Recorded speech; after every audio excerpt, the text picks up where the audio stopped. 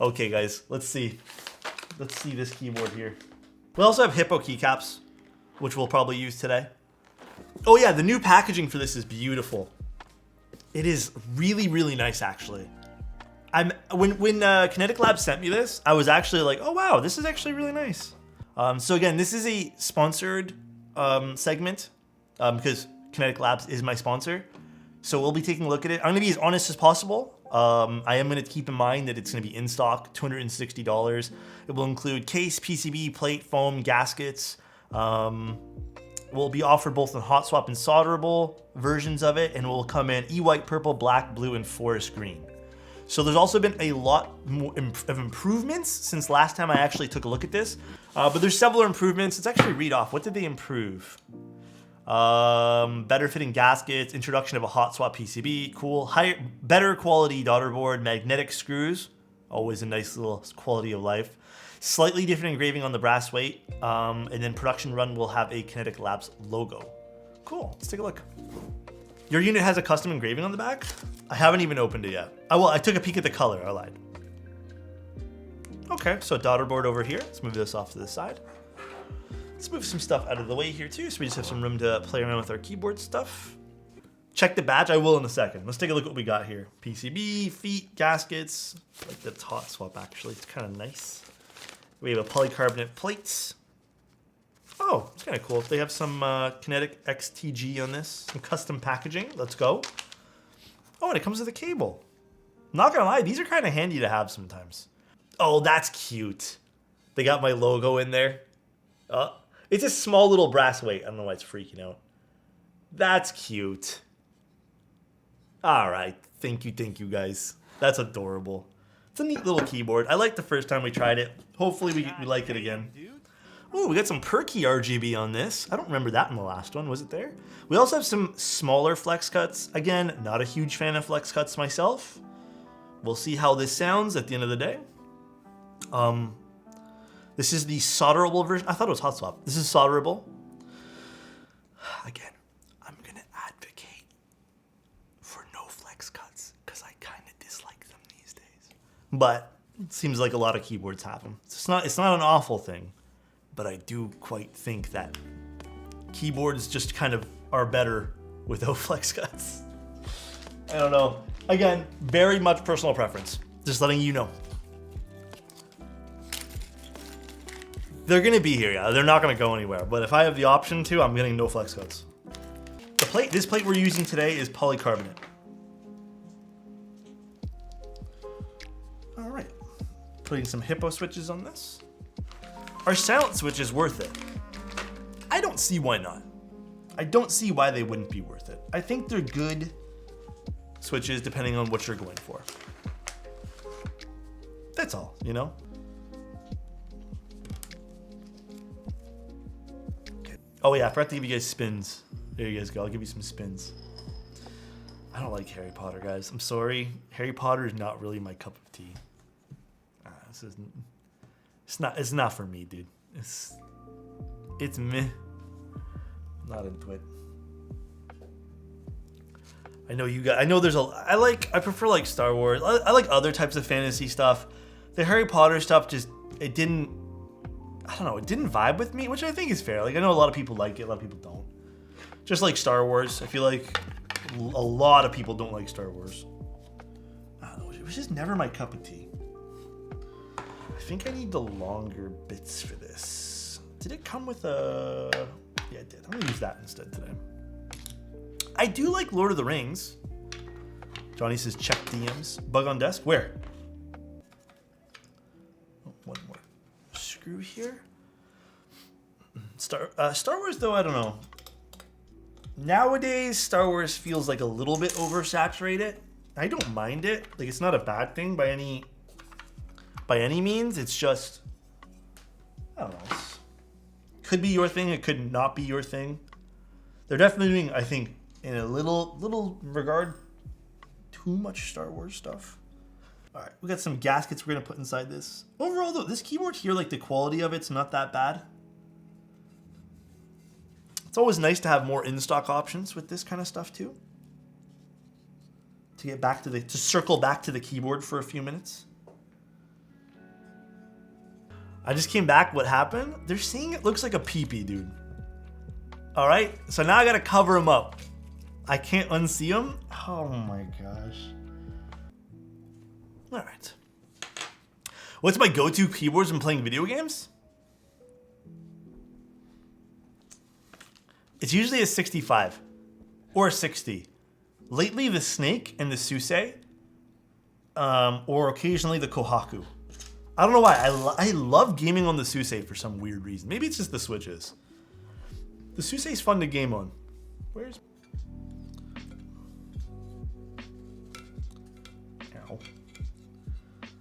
I think the only thing I'm going to say that doesn't really make sense on this, and again, just being honest, believe it or not, I think this heat shrink is a bit too much. I think this could be literally cut in half, because it's hard to bend this heat shrink a little bit.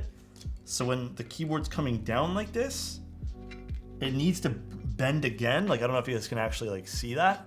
So it's just kind of like getting clumped up. So maybe it's just the heat shrink that needs to be kind of adjusted there, but I think we got it. All right, we got it there.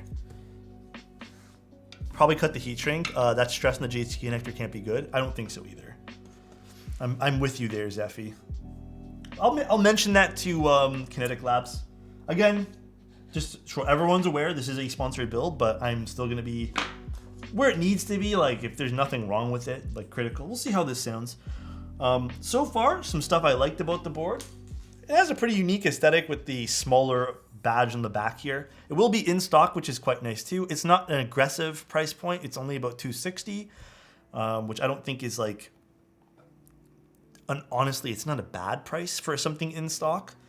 It is gasket mounted. It looks like it only, I mean, I don't think Kinetic Labs gave me a plate, what plates will be used. I think, if I remember correctly, this board had 2 or 3 different plates.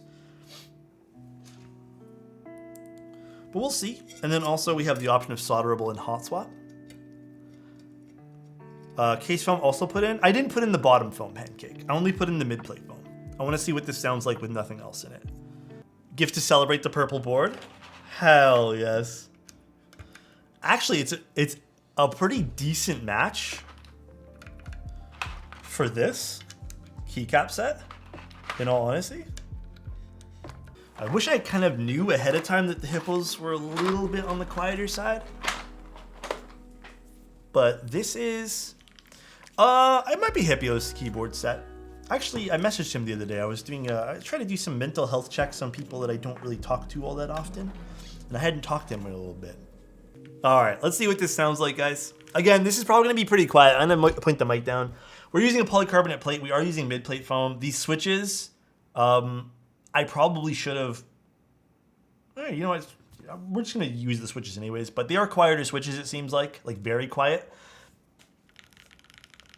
So let's just see what this sounds like. As you guys can see, there's not much of a sound profile here. It also, I don't think this is just because of the flex cuts.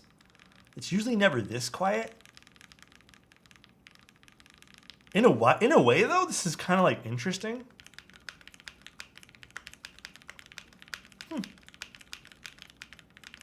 They might be a bit over lubed from whoever did these two.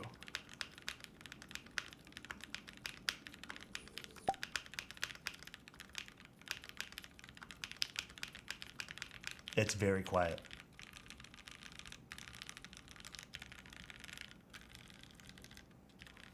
This combination would make a very good office board because this is not really that loud, nor are these silent switches.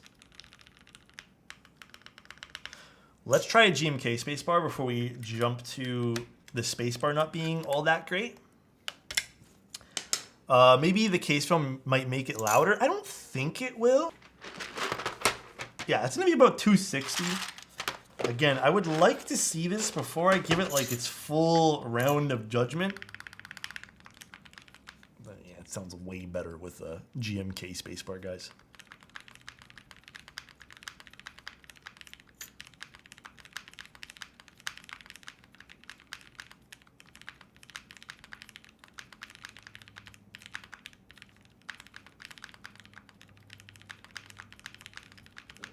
So the spacebar doesn't sound too bad. It's a little bit sharp. It's on the sharper side for sure. It's not quite as poppy as some other spacebars that we normally do. But also a great indication of why I like GMK. I just like their sound overall on most things. Much more than PBT. I wish we got, again, I'll try to get another stream in for this very, very soon, because I don't think this is a great indication of what this sounds like at all. I was sent to use Hippo switches, but they're kind of low. Bring out the old one. I don't think I have keycaps on it. Let me double check. But let's see what this sounds like now that we're using Onion switches. Same config on the inside. The only difference between these two keyboards, I believe there's one small difference with the pour-on pads. But for the most part, they're exactly the same. Same plate, same mid-plate foam. Should be the same PCB. The only difference really is the JST connectors. And the switches and caps, obviously. That's kind of what we're showcasing here.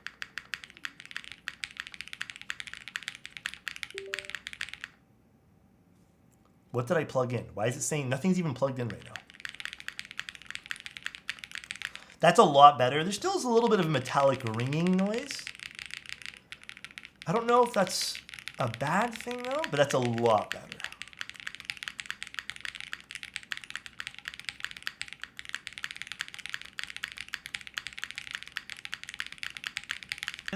Again, lucky that we have this extra unit from way back when. So thanks, Casper, for reminding me.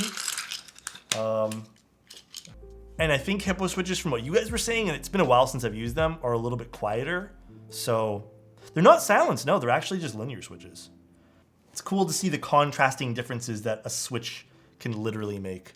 Pretty crazy. Thank you, everyone. I love you guys. Thank you guys for being here. Peace out, everyone. See ya. Bye.